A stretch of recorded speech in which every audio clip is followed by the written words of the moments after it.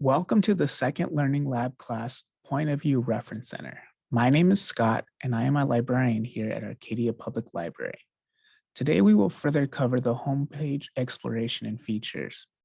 If you are not already at the homepage, you may click on the logo in the top left-hand corner, and that will return you to the home screen. Here, we are at the main page with all of our categories of topics that we covered in the last video.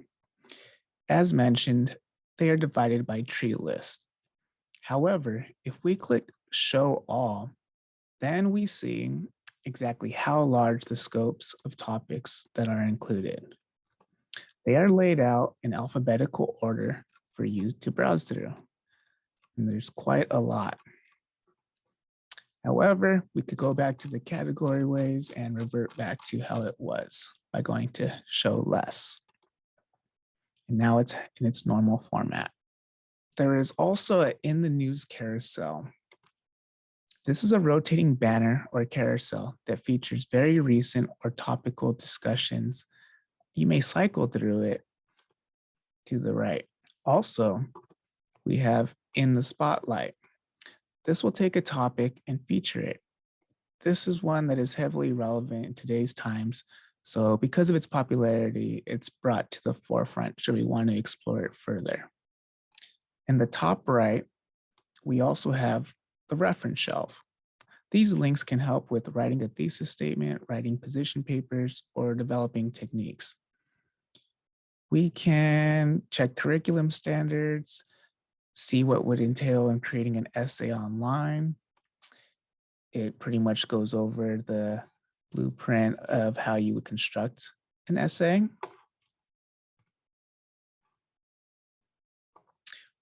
We also have charts for topics. This will refer you to articles or essays that contain these infographics.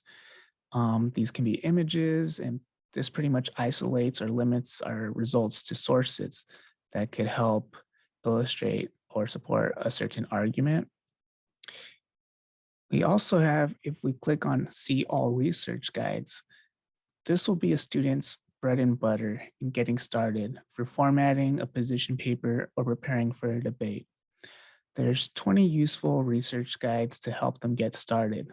Some of the items include choosing a topic, giving an oral presentation, writing research papers, and creating bibliographies. So we could go ahead and just take a look at one for an example.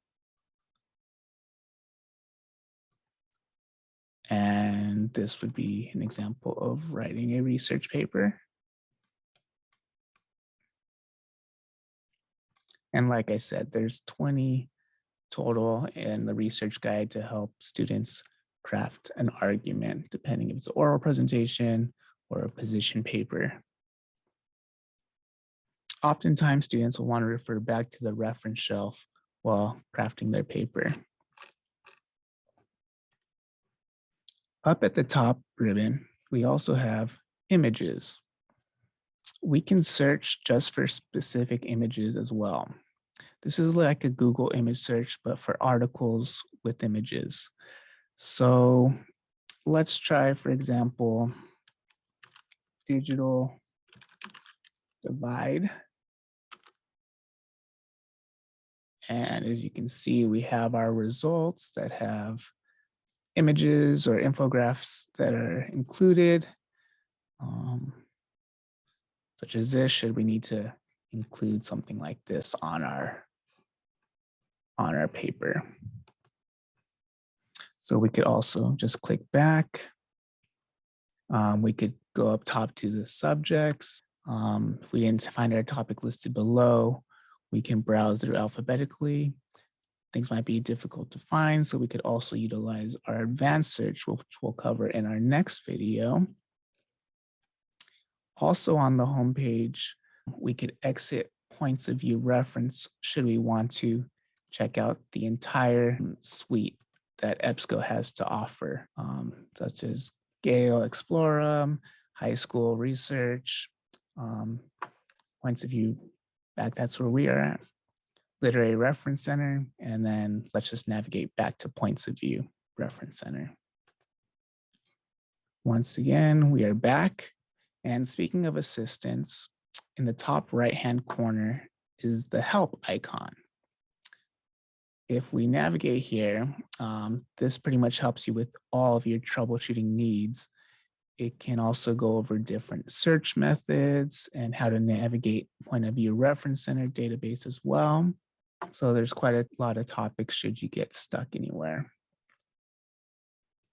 And that will do it for this video. Thank you for joining us. And please stay tuned for our next video as we cover advanced searching with point of view reference center.